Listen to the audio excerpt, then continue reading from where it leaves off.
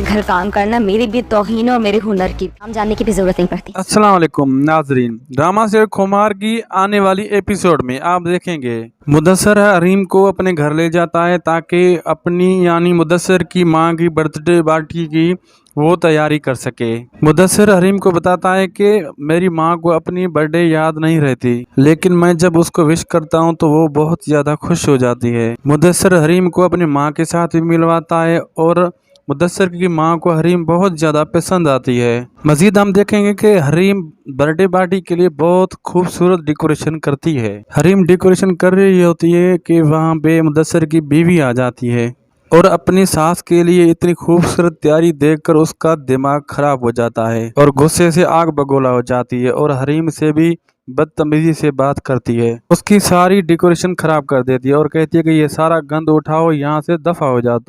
ये देखकर हरीम को भी बहुत ज़्यादा गुस्सा आ जाता है। वो कहती है कि आप लोगों के घर में काम करना मेरी भी इंसल्ट है, तुम सारे बदतमीज होते हो और मेरी भी इंसल्ट है, मेरी हुनर की भी इंसल्ट है। और मुदस्सर की बीवी कहती है तुम्हारी हिम्मत कैसी हुई इस लहजे में मुझसे बात करने की, तुम्हें नहीं पता मैं कौन हूँ। तो हरीम उसे कहती है कि इतना वास्ता पड़ा है कि जिंदगी में के नाम पूछने की ज़रूरत नहीं रहती, आप लोगों के जैसे का लहजा अपना तारुफ खुद करवा देते हैं, किसी से नाम पूछने की ज़रूरत नहीं रहती। जब मुदस्सर आकर ये हाल देखता है डेकोरेशन का, वो समझ जाता है कि ये सब कुछ मेरी बीवी ने किया होगा, उसकी गलती से ये सब कुछ हुआ है और हमें हरीम के सामने भी बहुत ज़्यादा शर्मिंदा होता है। और दूसरी तरफ हम देखेंगे कि मुदस्सर की मां को हरीम बहुत ज़्यादा अच्छी लगती है और वो मुदस्सर से पूछती है क्या हरीम शादीशुदा है।